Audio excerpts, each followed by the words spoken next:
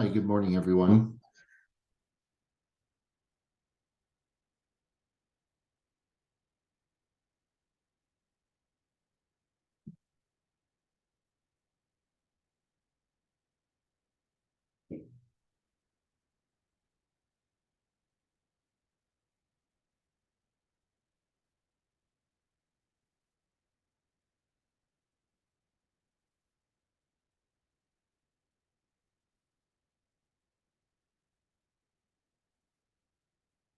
Meg.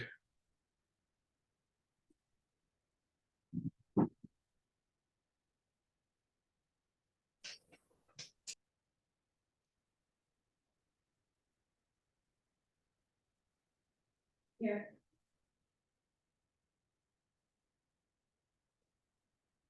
Let's put him down the stairs, I thought.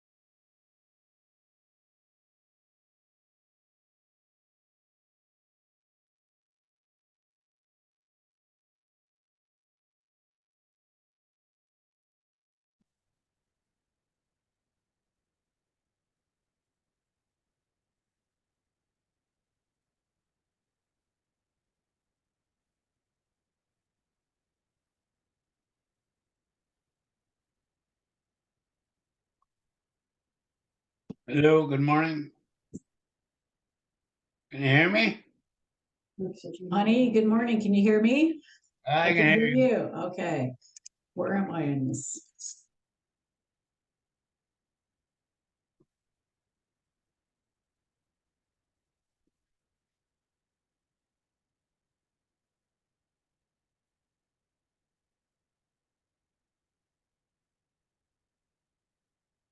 You're on mute.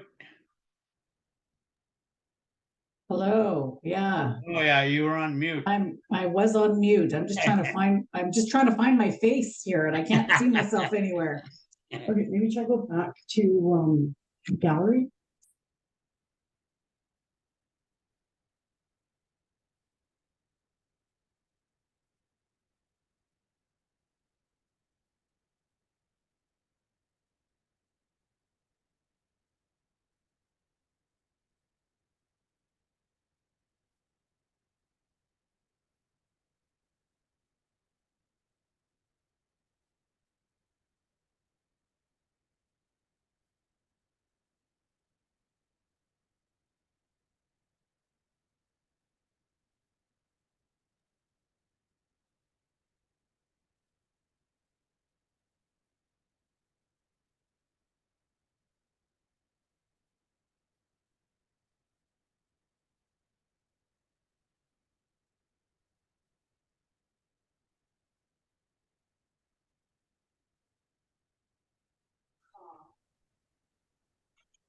Can't believe it.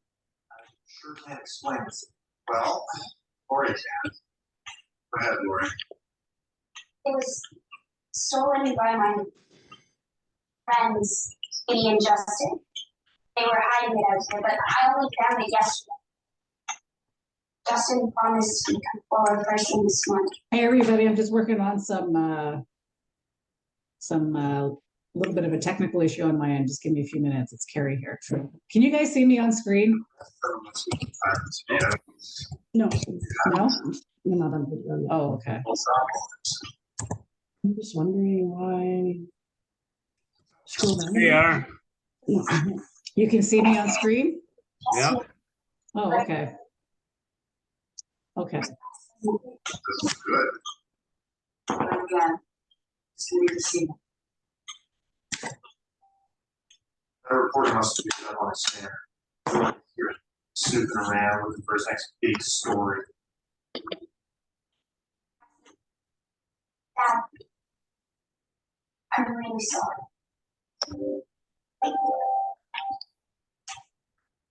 Christmas is very simple. Sometimes I wish there was no Christmas.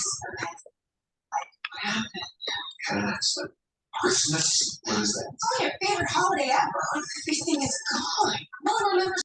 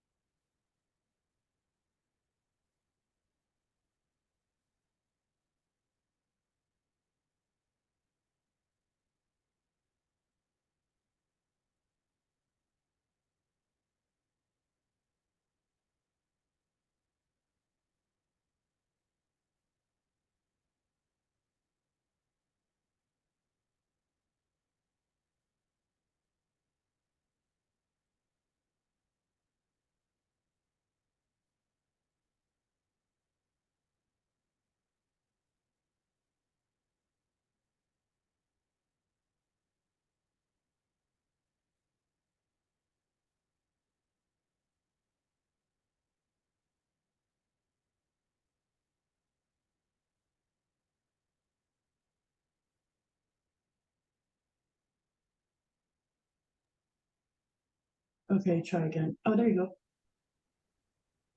Okay. All right.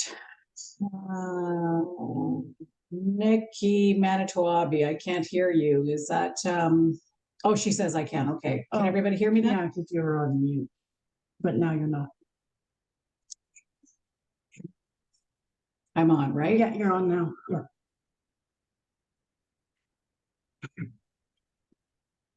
He wants to record on his end. Okay. All right. Now miigwech. Okay, so if you Okay. need anything, just let us know. All Anything right. else? I think that's okay for now. So the recording, I'll send it to you after. Okay. Okay. Thanks. Honey, good morning, everybody. That's okay. We'll leave that open. Honey, good morning, Bentley. Good morning.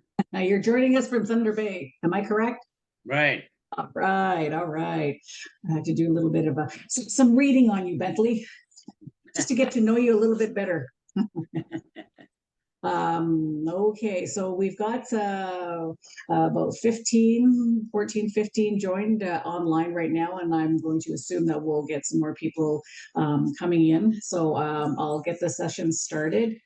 I do understand that you do want to introduce yourself with your bio, who you are, and what makes you and who you are. So I'll just want to first introduce myself, Carrie Sinaway. I'm communications for Chief and Council here in Wiikwemkoong. I'm one of the organizers for Treaty Awareness Week here in our community, along with Marilyn Jocko. She's also online as one of our co-hosts, and Doris Pelche with Wiikwemkoong Heritage Organization. So we've been working collectively with our another few members here internally planning group. Basically, what we wanted to do is in the near future, I think we're looking at the beginning of November into December, we're going to start our in community as well as out of community RHT engagement conversations with our band members, just to talk more about the RHT annuity settlement and details around that. So we're doing this massive outreach with our band members. As a preparation for all of that, we have been asked, more information about treaties, and in that, some of the historical as well as modern day perspectives on the impacts and the realities of treaties in general. And really that's to help just get our minds around, the technical wording of treaties and, you know, why they exist, just to help form our thoughts and understandings, or hopefully a better understanding on the word treaty or treaties and what they are.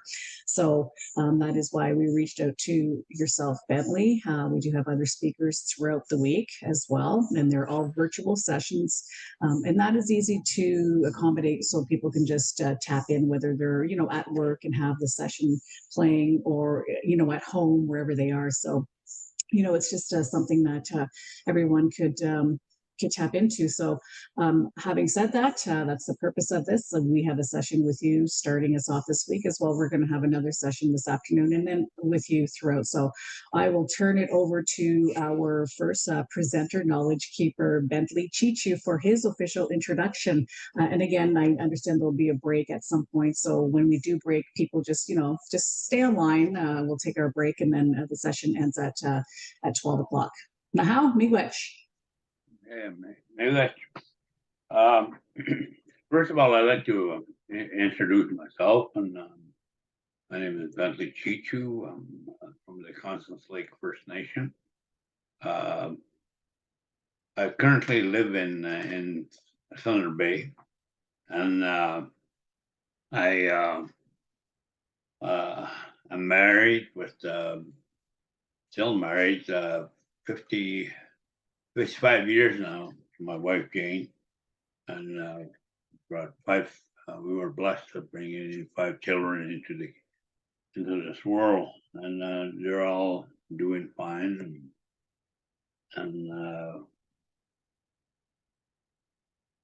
But to start off, I guess my own personal experience in how treaties and all of that came about. In looking at the when I was a chief for 8 years in Constance Lake, and later on I became a deputy grand chief in the organization, our organization called the Sambaski Nation, and after that was grand chief for 6 years, and then I went out of that and worked in the organization in various capacities to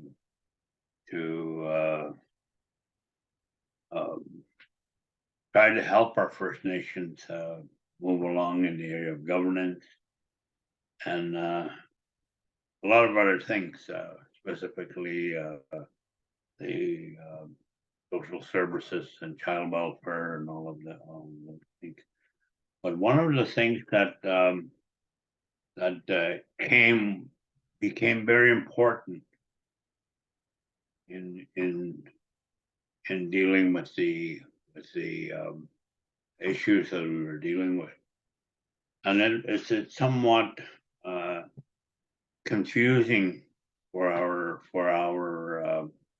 especially our elders, because when you're dealing with the treaty, you're dealing with it from the perspective of what do you call it,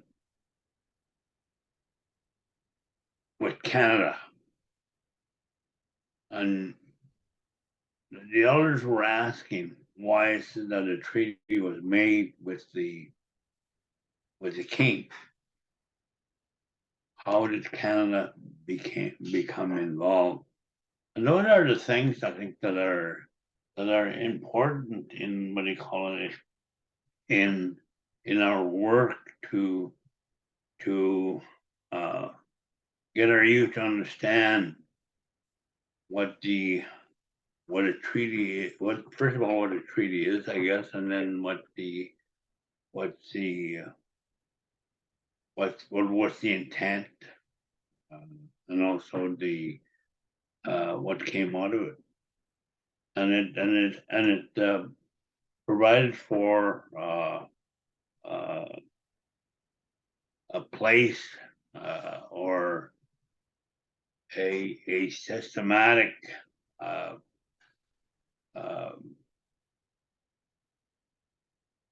changes in our lives that had everything to do with where we are today.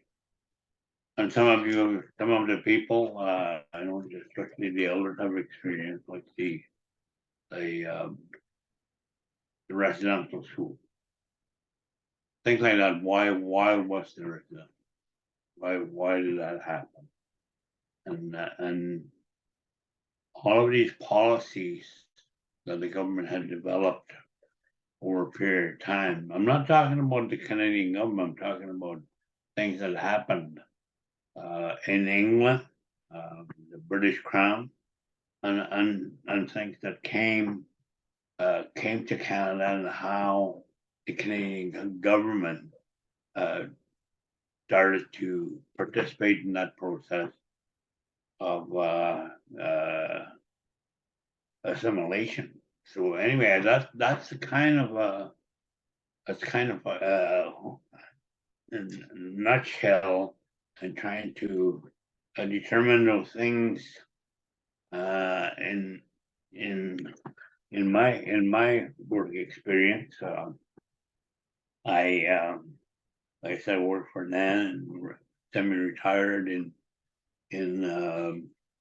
2018, and continued my self-education, because it had to be a self-education. I couldn't. I am not, what do you call it? I believe in the education system of our people, especially today, now that a lot of our people are a lot of have taken over their education, and yet, you know, you have to follow certain things so that the education of your children will fall into some kind of, what do you call it,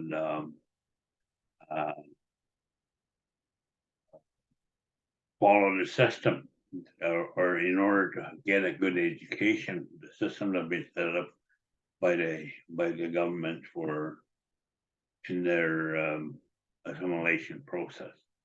But that's sort of the things that I've done.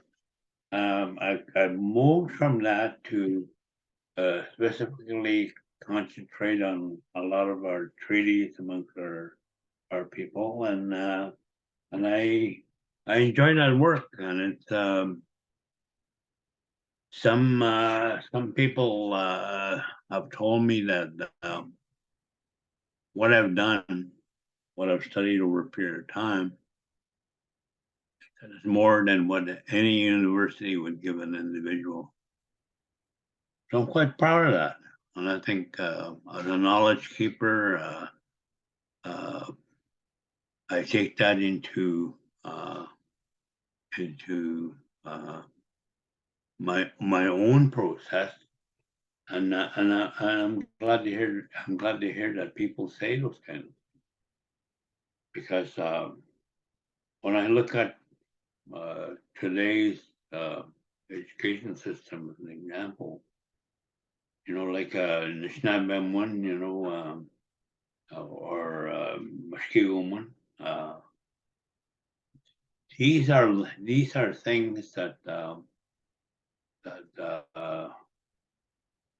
sometimes I get a bit annoyed how things are done. Sometimes even get annoyed with our own people. You know, if there's an advertisement in a paper looking for an Anishinaabe teacher, and you have to have these kind of what you call credentials to do that. And then I assume you're going to have a board to hire these people, and then who's going to participate in that board to assess those people whether they can speak the language or even teach the language. So the education process is a lot of times what we're following is what somebody else has established. But That's not to say that that is totally wrong. But what about our language and how we teach that to our children? Needs to be considered in the education system, considered in everything that we do, because we have a worldview that is totally different from the worldview of the settlers in this country. We have a view of how things should happen, not how things should happen according to somebody that came here. We have that worldview already. It's in place, and that is I know a long roundabout way of saying introducing myself, but that's sort of what I've done to self-educate, and because I speak to a lot of elders, and a lot of other elders have come to speak to me about different things. We don't have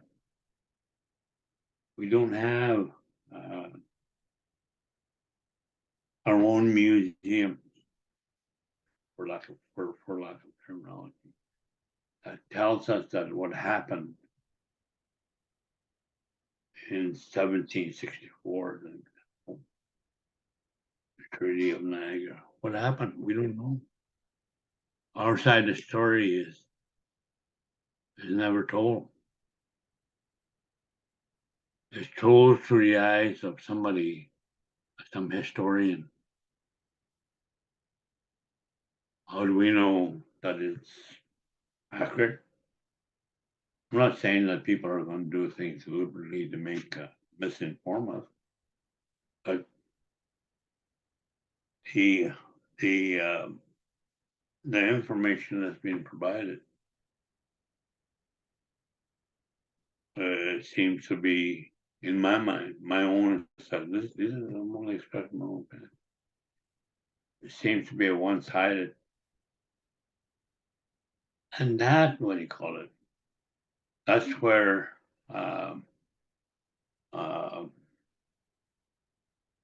because our history was passed down generation to generation orally,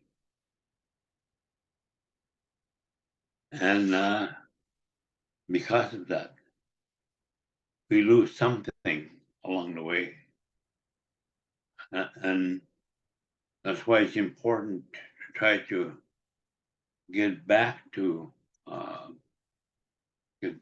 our elders and start talking about the things that happened. Because one elder will remember one thing, another elder will remember. And that's why it's important that the elders participate in the things that we teach our children. Because that's where that losing something along the way comes in.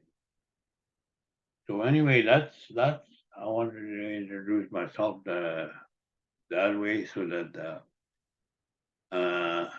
that people understand, because that I look at it from this perspective that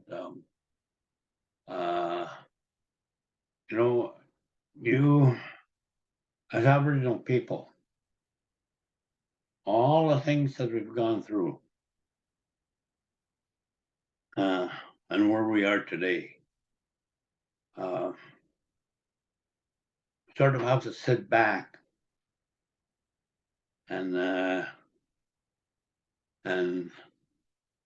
attempt to determine where we came from. Like I said, you can't go anywhere where it's written, but we can attempt to find out where we came from. We know where we are today,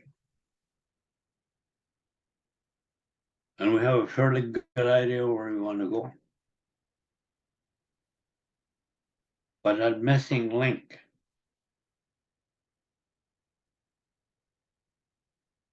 is important. So whenever you're going anywhere where an elder is telling a story about what happened, because I used to get that, you know, in our language, Cree language, you say "Weshkat," that means a long time ago. When I used to listen to the elder talk, he'd say "Weshkat," and that's a period of time that's it seemed to be almost anywhere from 1 to 50 years. And if you hear an elder talk and say "Weshkat, Weshkat," talking about 100 years ago, it seems that that's a time frame. So it doesn't say, we don't say, well, a decade ago or whatever. It's just the way that our because some of the younger people say when I started off with Weshkat, you know, they all start to laugh and say, you mean you're that old? No, I'm not that old. But the thing is, the stories, because that's how we communicate. And I'm sure people in the area are the same. Tell a story, somebody tells a story and you listen. And that story will tell you what happened. Because that's through the stories that we are able to pass down the knowledge that we've gained from our people. And the other one is listening, because if you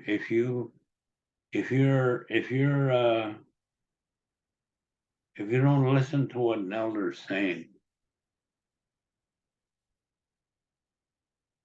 then you're not going to gain that knowledge. But if you listen to an elder talk, you will gain that knowledge. And not every elder is going to have the same kind of way of expressing things. Some elders will, and the things that they talk about. Because the elders are the expert people. And they know all those things about life, the things that we need to do. They're the advisors. And if we don't listen to that, we're going to lose. We're not going to find our way. Just as an example, look what happened to our language.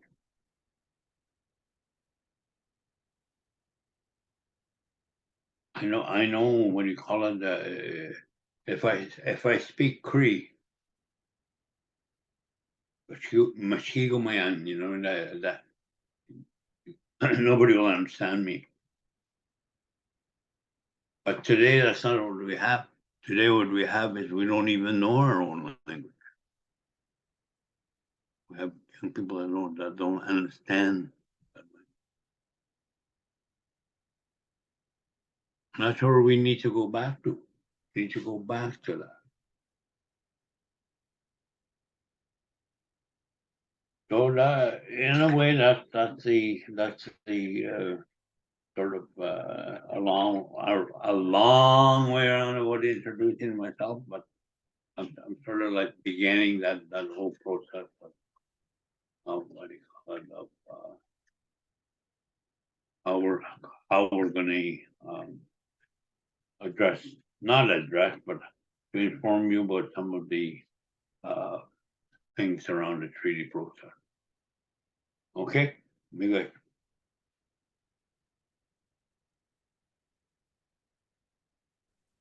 Honey, okay. Miigwech, for your introduction. Then, does anybody have any comments or questions that they want to bring forth at this time? Bentley, you will be providing more insight, I guess, as we go in the next hour and a half.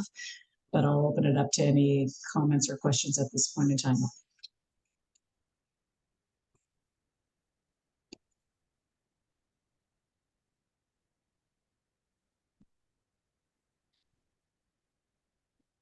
And keep in mind, you can also post in the chat as well, if need be. So, Bentley, will you be proceeding now with more insight and presentation? Yeah. Okay. I guess one of the or a couple of things, I guess, maybe this morning that I would like to touch on. One is the 7 Years' War. Somebody's going to say, well, what importance does that have in the treaty making process? It's what happens in the treaty making process. There's a series of events that took place in Canada, as we know it today, and also the things that happened in Europe. 7 Years' War of 1756 to 1763, a war that was fought in Europe, India, and in North America. The war divided the countries that were involved in what do you call it, in many different ways. An example, Britain, who was a world power at a time, not only on land but also at sea,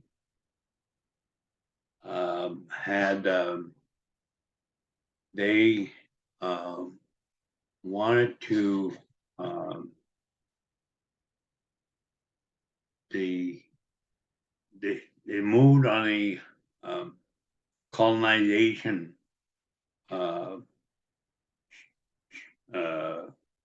strategy,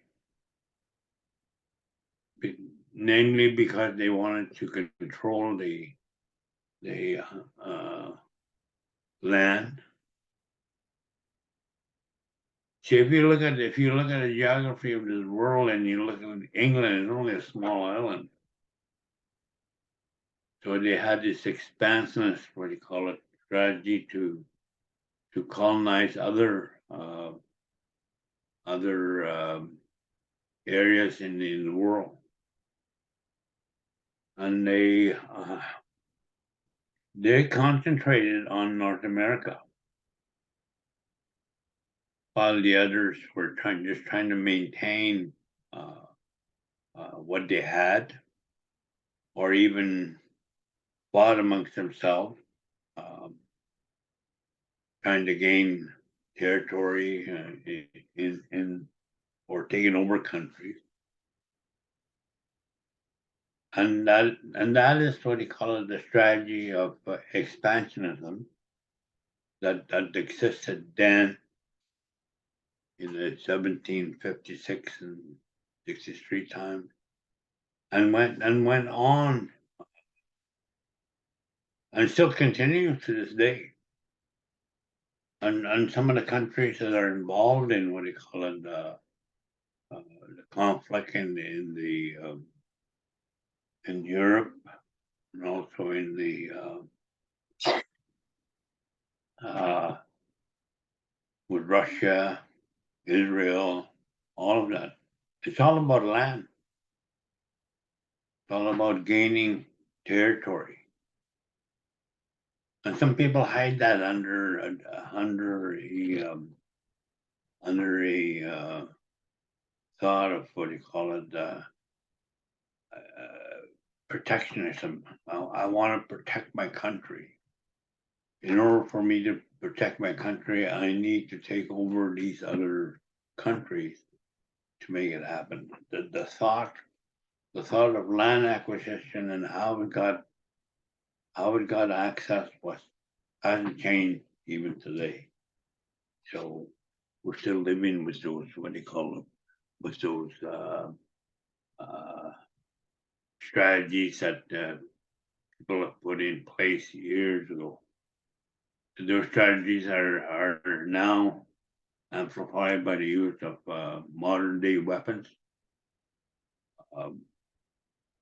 You hear almost every day how many missiles are dropped on Ukraine or Russia or in Palestine and Israel. You hear about that. So those expansionist, what do you call it, strategies were implemented back then under some strategies of today. When you look at Europe and you look at how England is separated by the by sea from the rest of what do you call it, from the rest of the continent. So therefore, their idea was to expand the territory that they had and expand it towards what do you call it, so that they have access to economy. They have access to all of the other, what do you call it, all of the other things that that are needed to have, what do you call it, to have ownership of the areas. And this expansion statute came to Canada in 1492. But England followed a few years later to come to Canada and start dealing with the, what do you call it, that expansionist attitude, that expansionist strategy. Anyway, when that happened, there was a lot of things that there was a lot of people that were they were trampled on. There was taken over, and within that, that's what happened to Aboriginal people. And when that happened, there was no. We participated in the even in some of those wars by making what do you call it, ally. We became allies of whether it's the English or the French or the Spanish or whatever. We became allies. And whenever a war erupted between those people, whether it's the English or the French or the Spanish, we got caught up in that war. Not to say that we didn't have the same expansiveness. Yes, we had, but it's not on the basis of what do you call it, we're going to take over the whole world. It was an expansion for you wanted wanted to take over other land where nobody was, and for purely for economic purposes, but also for survival. Because as our numbers grew and we need more food, people moved away from a community and moved into what you call another area so that they can provide for their families. And this whole concept of how taking over what do you call it territory and how it was done, it became an inheritance for our people. And that's how the 7-Year War started, and different ideas how it's going to be done. And within that, even what do you call it, other countries having different ideas how they're going to do it. And when our people got involved in what do you call it, in the conflict, it was not by choice. There was no choice whatsoever. Either you got involved to protect your land, to protect your traditional territory, and if you didn't, you lost it. So you had to get involved. But throughout that whole process, a lot of people were lost their traditional territory. A lot of our people, their traditional territory, and a lot of them lost their lives to protect what we have. And because what do you call it, the wars were costing lots of money to England, to France, and Spain and Portugal. 7 Years War almost bankrupted those countries because it cost a lot of money to maintain a war. And what ended up happening was that they came up with what they call the Treaty of Paris. The Treaty of Paris, because many wars that were fought leading up to the Treaty of Paris, England was for the British were the declared, or some even would say assumed, winners of what do you call it, of the 7 Years War. And because of that, when they were negotiating the Treaty of Paris, they could make demands within that whole process that the others had no choice but to follow. So England became the superpower at the end of the 7 Years War. They had a lot of territory. They got the French territory from France. That was in what do you call it, in Canada. It was called Upper Canada at the time. They got all that territory by defeating the French in what do you call it, in the Plains of Abraham, and defeating them so that the territory went when the Treaty of Paris was negotiated, the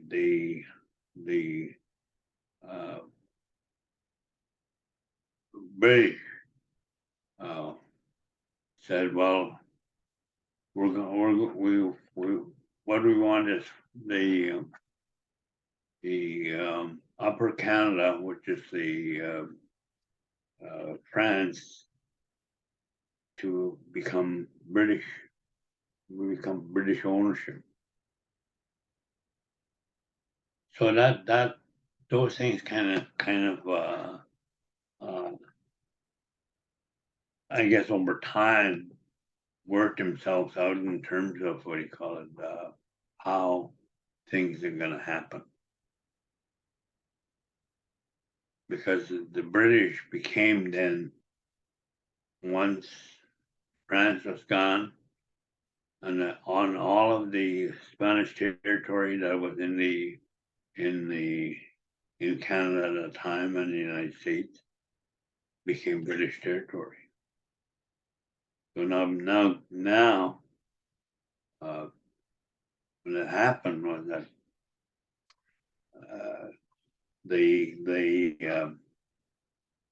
Britain controlled all of the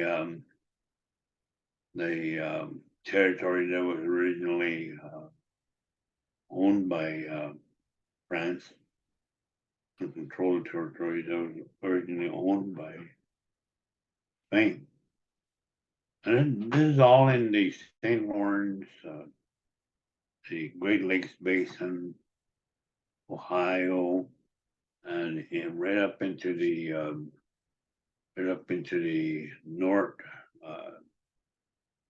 part of the Great Lake.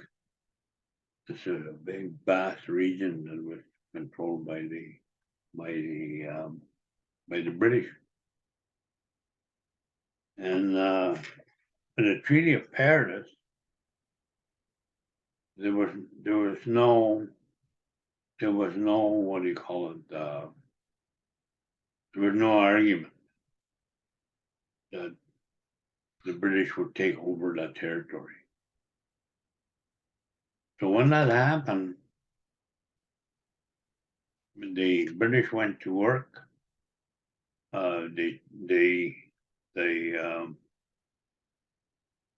tried to secure the territory as quickly as possible before somebody else had any kind of expansion. Yes. So it was. They assumed it by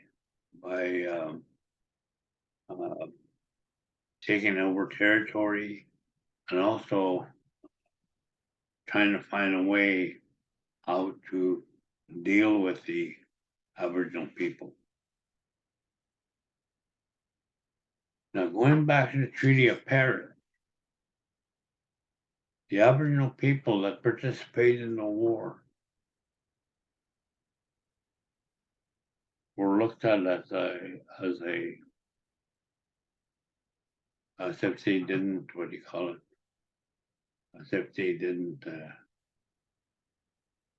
as if they had no role. And they weren't asked to participate in any of the negotiations that settled the war. So knowing this, King George III, that time, King of England, and he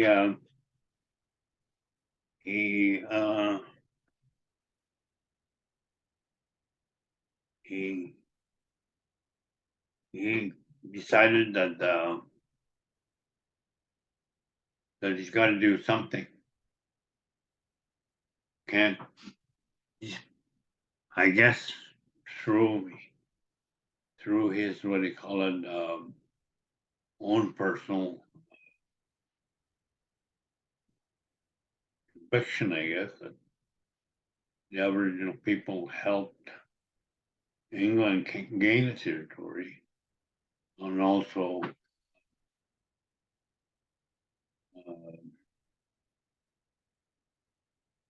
and how they helped. Because Aboriginal people and warriors in the time were the talk of the world. They were the talk because how they helped the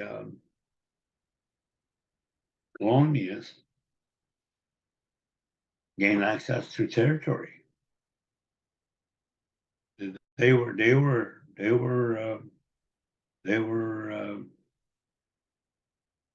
very well respected, and they were a force to deal with.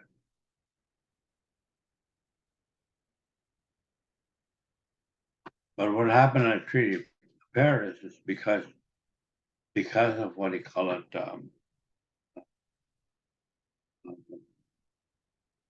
England being looked at as a sole owner of territory in Canada.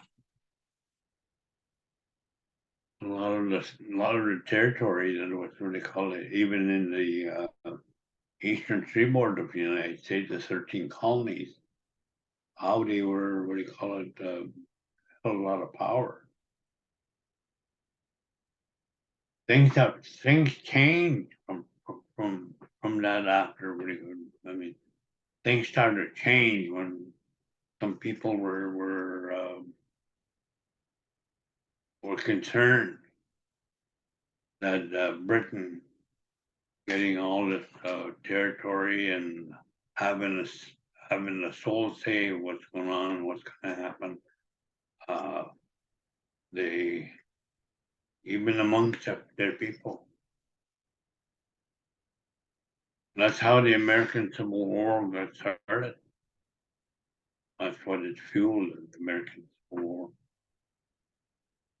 And the Aboriginal people not involved in any of these negotiations, watching from where they are, start to feel that they deserve better. And this is where Pontiac comes in. Pontiac was Dawa chief, was a very strong chief, people respected.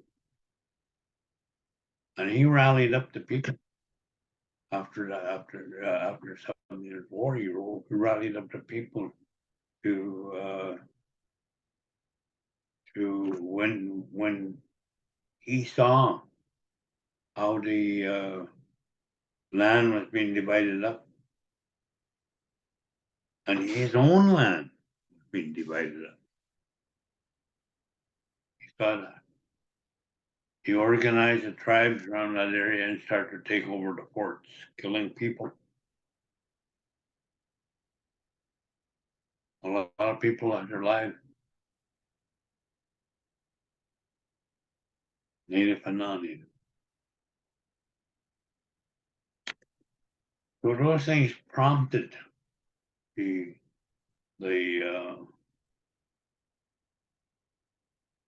British Crown in an attempt to do something that would alleviate that, what do you call it, that the hostilities that were being created. So the point I'm trying to make is that the point I'm trying to make you understand. I say hostility.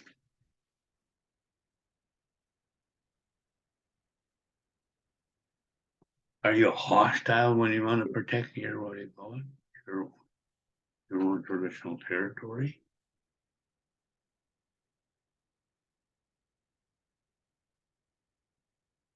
How it's interpreted in history is that they're hostile. But when they protect their territory, it seems to be okay.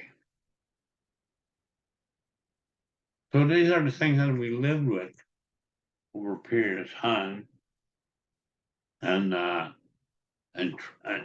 we try to do these things so that we try to survive, if I may, in that whole process. And because when Pontiac started to fight back, he was gaining momentum. A lot of tribes in North America started to join his cause, protect the land, protect where we came from.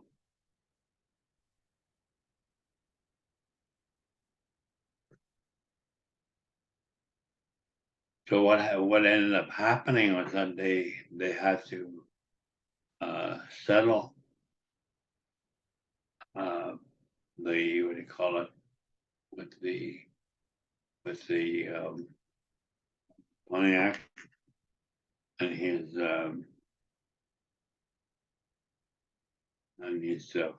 people that followed him into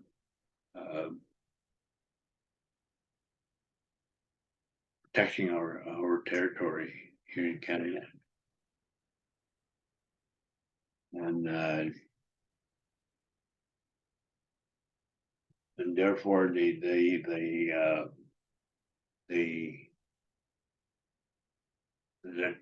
thing started to took a turn or what do you call it? Took a turn towards the King and the government of Britain working on what do you call it, the Royal Proclamation, because the Royal Proclamation took a number of years in order to make it bring out a law of England. So what ended up happening was that because a number of things were required consent of a lot of people. From our side, we were in the process of protecting what we had, and how that got done, it didn't really matter to us as long as it protected us. It protected us from not only survival of that day, but survival of our future generation. So it became a survival thing for us. And even today, we still talk about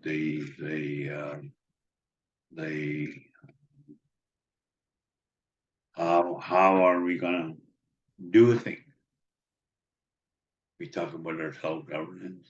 We talk about a lot of things that would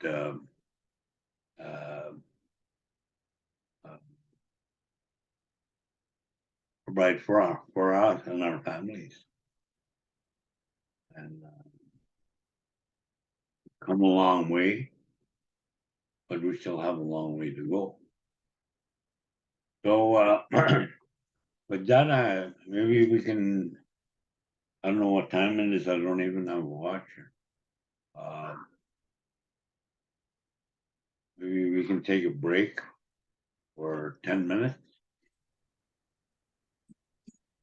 Okay. Right now it's about a little after 11 o'clock. So say 11:10. How's that? We can join back. 11:10. Is that good? Okay. Okay.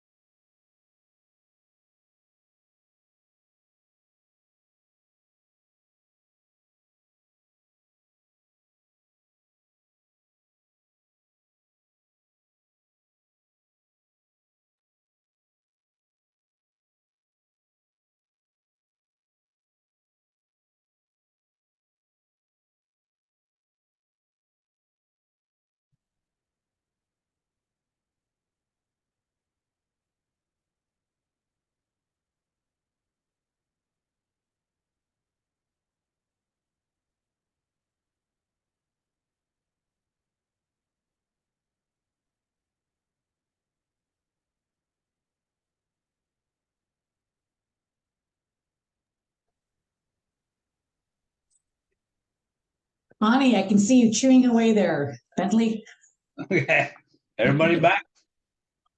Is everybody back? I think everybody is back.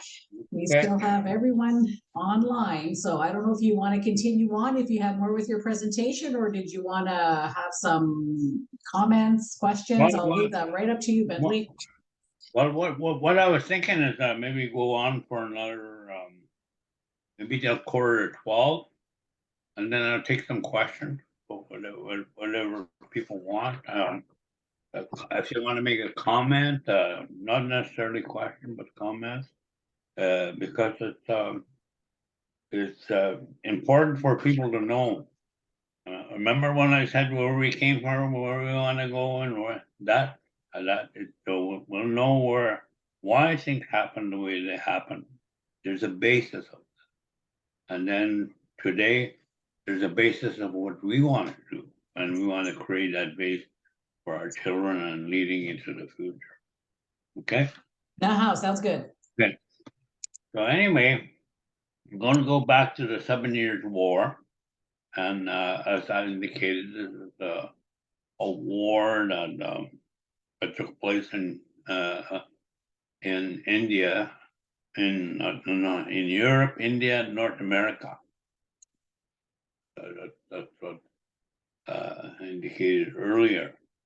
One of the main causes of the war was the competition. There was a lot of competition between countries in those days. There was a competition between France and Britain, where they established their colonies and also for trade. So it's all about land on one end, and it's about commerce at the other end. So if you interpret commerce to be money, it's about land and money, so that people have an understanding what it is. You know, as I indicated earlier in the presentation, that many of our people sided with either with the French or France in any conflict that took place, but with different objectives. I said that already too. The objective for Aboriginal people was to protect the land, protect where they are. They knew that the war would be over someday, but they had to protect where the land that they were on for future generations.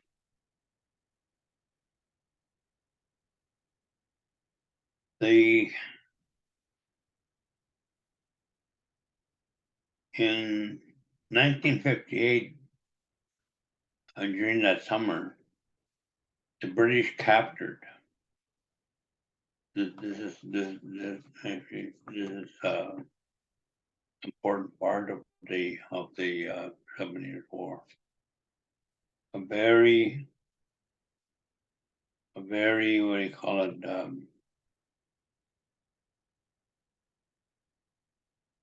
Captured, what do you call it? Louisburg, and that's Cape Breton. This was an important victory for the English. The French fort of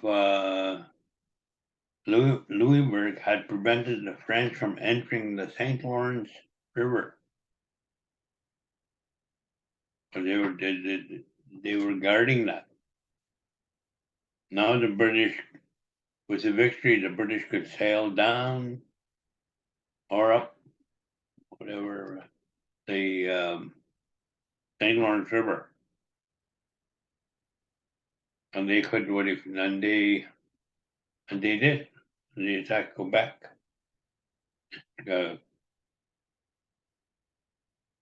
in August of 1958, the British destroyed Fort Frontenac, which is in Kingston, Ontario. And so on and so forth. These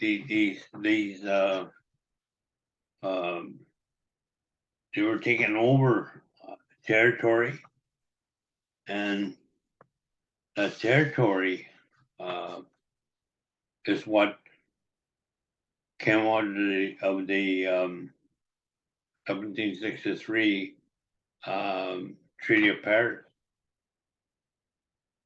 and which ended the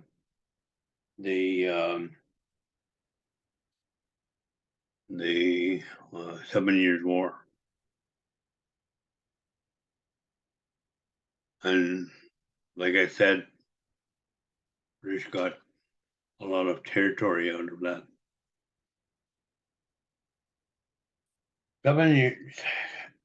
7 Years' War had a big effect on Canada.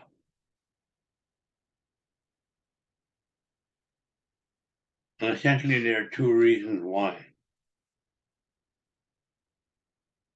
In North America, both English and French settlers at first, Britain wanted French settlers in Quebec to adopt English customs and traditions. The laws written in English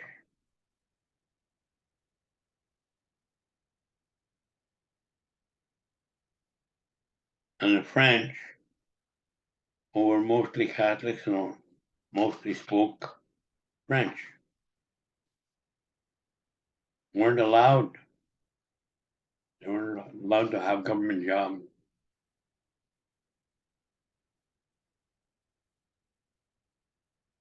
Up to some time, the British realized or knew that this wasn't working. So therefore they created legislation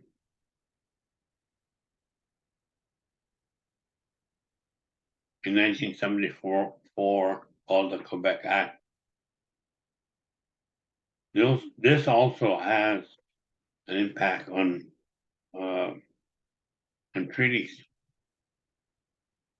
which I will talk about later, which gave the people in Quebec the freedom of religion and the right to use some French law, because they had become Upper and Lower Canada. The Upper Canada, which is the French section of Canada, already had laws in place.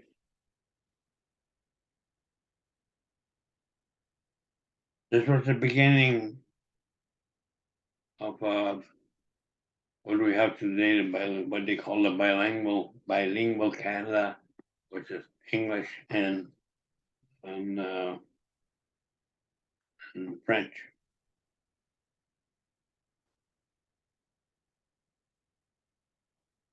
The war also changed the relationship between Britain and the Indigenous people in Canada. After the war, British King George III made a new law called the British North America Act.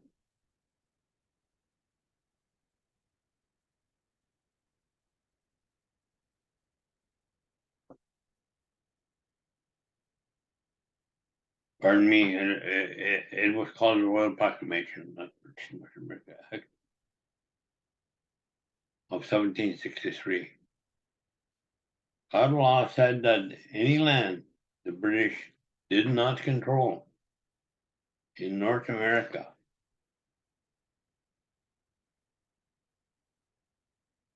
belonged to the indigenous people.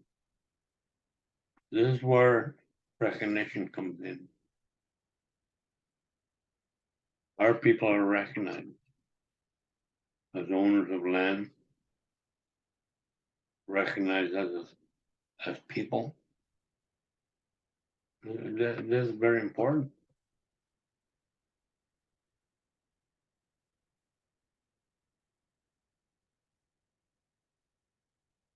And the sad part about the Royal Proclamation was that the king started to make changes.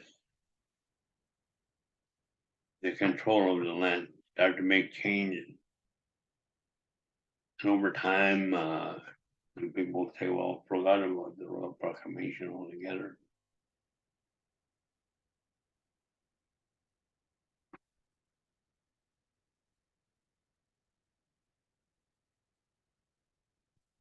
What he did was say in the king in the Royal Proclamation said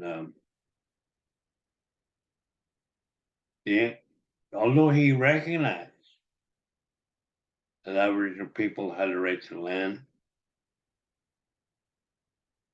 to their own way of living, so on and so forth, traditions.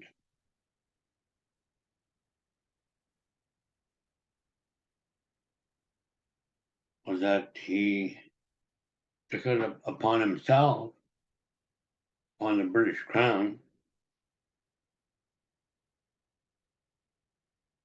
to continue to control the Aboriginal people in Canada.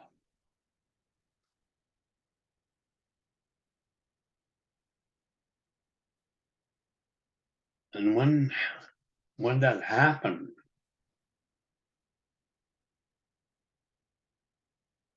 what he was saying was that England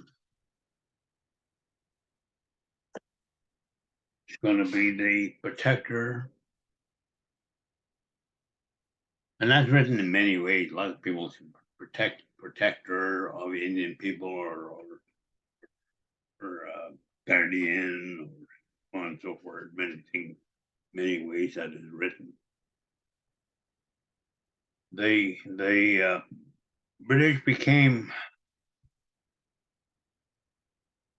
the spokesman for Aboriginal people,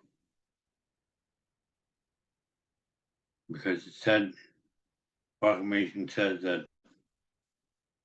even though it's recognized that we have our own land and we have our own governing system, England, British were still talking, or were still was there to do the protecting and to talk for Aboriginal people, for Indigenous people in Canada. And because of that, a lot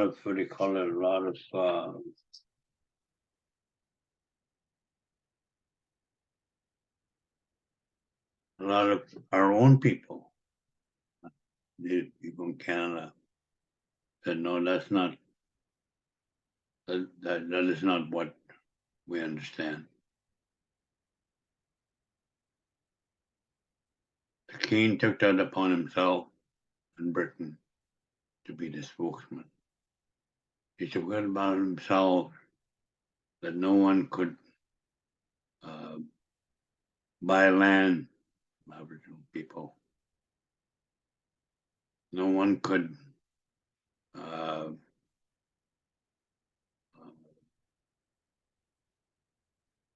participate in any kind of, what do you call it,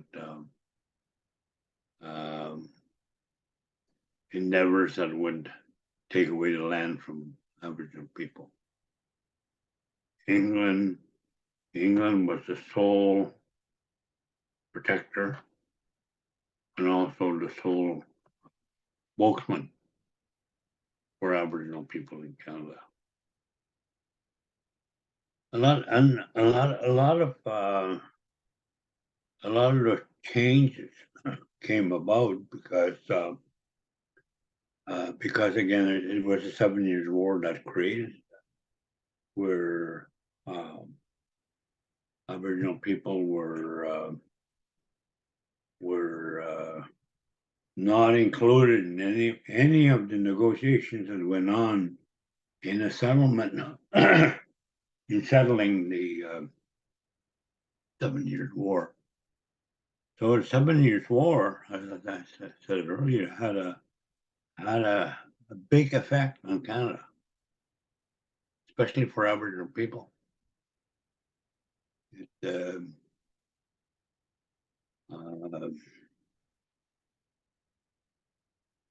was assumed that their land was, somebody assumed, or the British assumed the ownership of land by virtue of by becoming the winner of a conflict between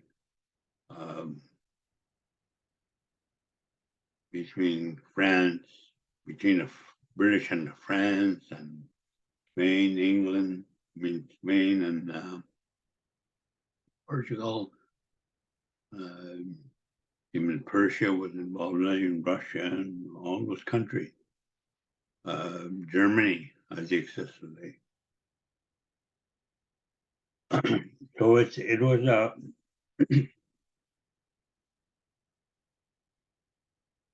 somewhere along the way, because somebody won wars, and we helped them win the war. The Aboriginal people helped them win the war. The Aboriginal people also helped them lose the war. But somewhere out there, we were forgotten.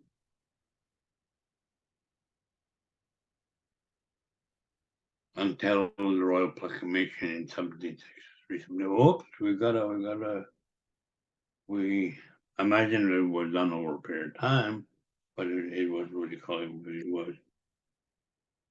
As a result of the 7 Years' War, something had to be done because our people were making representations to government officials saying, "You're forgetting about us." And some of the agreements that we made in the past, forgetting about them.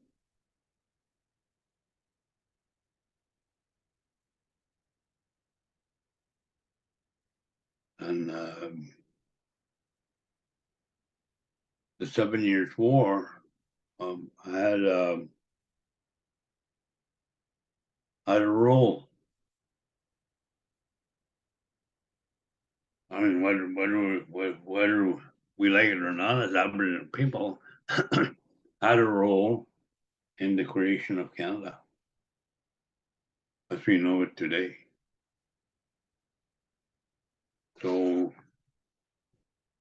the 7 Years' War is an important part for Aboriginal people as it is for what you call for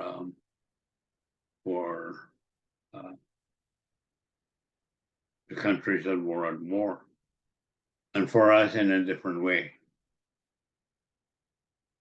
It affected us in a different way than it affected other people.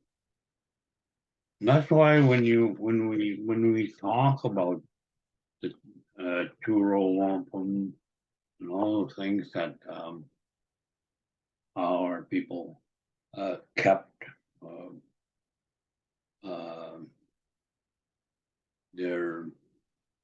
their history and their, what do you call it, when they had meetings, they had results of those meetings done in the wampum, through wampum. And or in wampum, they'd make a belt for what the decisions that were made. And in time, those things got outlawed. You couldn't. Sure, you heard of that. You couldn't practice your religions. You couldn't practice your dances, drumming, and all of those things. You couldn't do it. They were outlawed. If you did it, you're thrown in jail. So that's to us. That's how it affected us. And then what do you call it? It affected the other people in a different way. Because they got all the land and they got all the commerce and everything that was important to them, and forget about what's important to us. Not necessarily intentionally, but by omission. That's how a lot of that happened. So if what I'm going to do is before I take a couple of questions or comments or whatever from other people. This afternoon we're going to talk about the Royal Proclamation, and in doing that I'll start off the session this afternoon with a few comments. And then what I'm going to do is I'm going to play a video.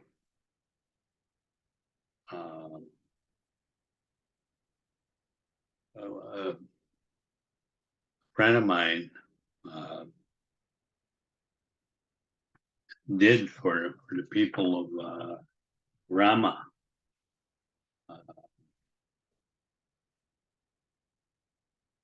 And I forget what year it is, but way back when, talked about the Royal Proclamation. So I'll start with that. Is that Senator's going to be Murray Sinclair, Senator Murray Sinclair. He was one also that dealt with the Truth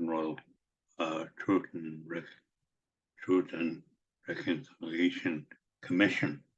He was the chair of that. What we're going to start off with that presentation this afternoon.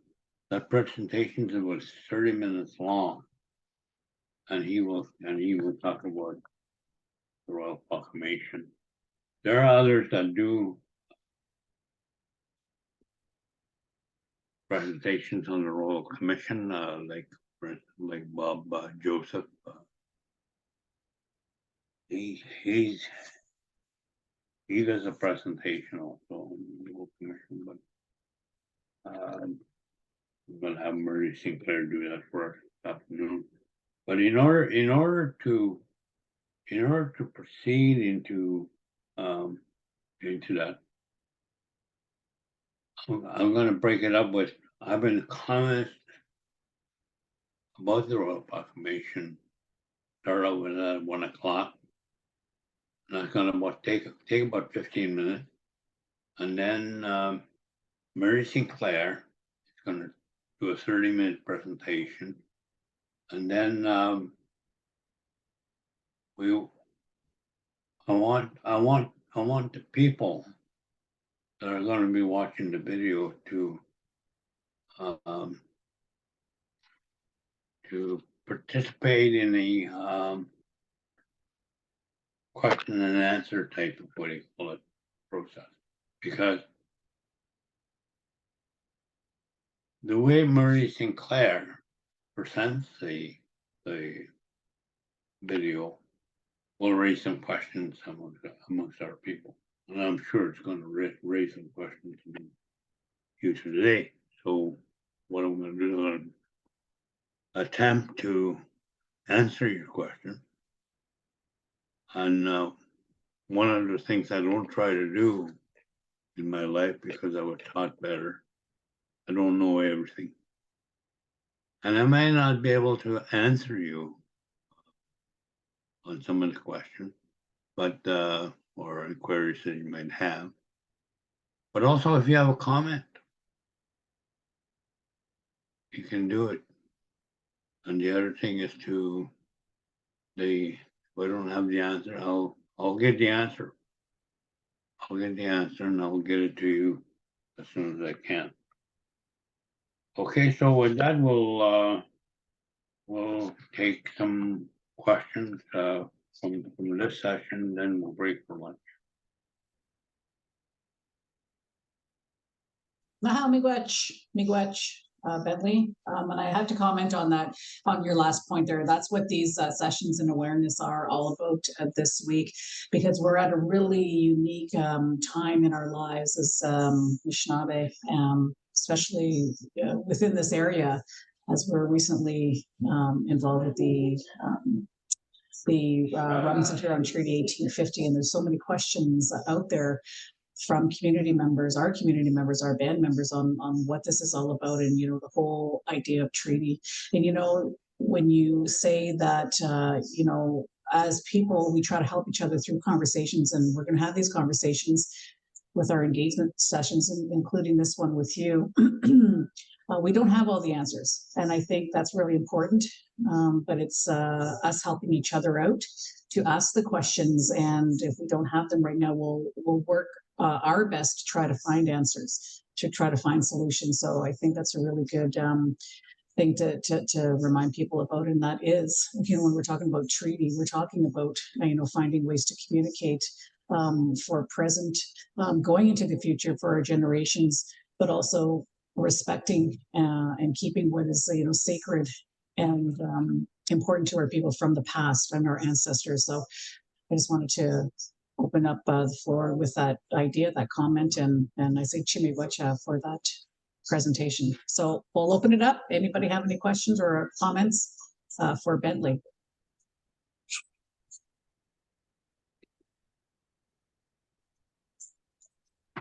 I want everybody to jump up at the same time.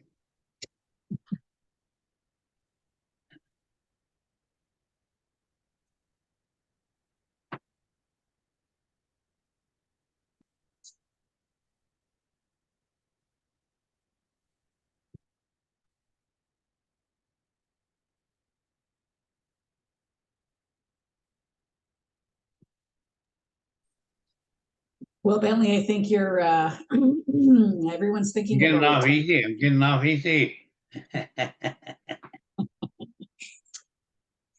That's a good thing, though. That's a good thing. Yeah. I think everyone's taking in this information that you provided to us this morning. So having said that, I'm going to echo what Bentley did mention with our next presentation. It does start at 1 o'clock, 1 to 3, 1763 Royal Proclamation, Historical Significance in Treaty Making in Canada. And he did give us a quick view on what we're going to do. So let's make sure to provide some comments as being requested by our presenter for his next session. And maybe if you have some questions from this morning's sessions, you can bring them up as well. So on that note, I'll say the other thing too is Carrie, maybe they can put it on chat. If some people don't like to be in public, so if you want to put it on a chat, go for it. Don't be shy, and I'll come back to that chat and say, well, okay, we have some questions from so and so, and here's the question, and I'll try to answer it if I can. Absolutely, yeah, and we'll have our host here doing the same thing if you're talking and you miss somebody, but for sure, put it in the chat. Again, if not now, I don't see we have any questions or comments, so we'll make sure to keep that open for the next session as well. Are we good? We're good, we're good. Now, so we'll see everybody back here. Bentley, we'll see you at 1 o'clock again. Right. Oh, yeah, Carrie, I got a video to Yeah. show. Okay. Well, I can do it on here, right? Yeah, we'll have to just do the share Yeah, okay. process here. Yeah, allow you to share. I think I know how to do that. In Think you do. case I got a technician in to help me do it, okay? Now, Okay. now. Okay. Very much, Mama. We'll see you soon. Yeah.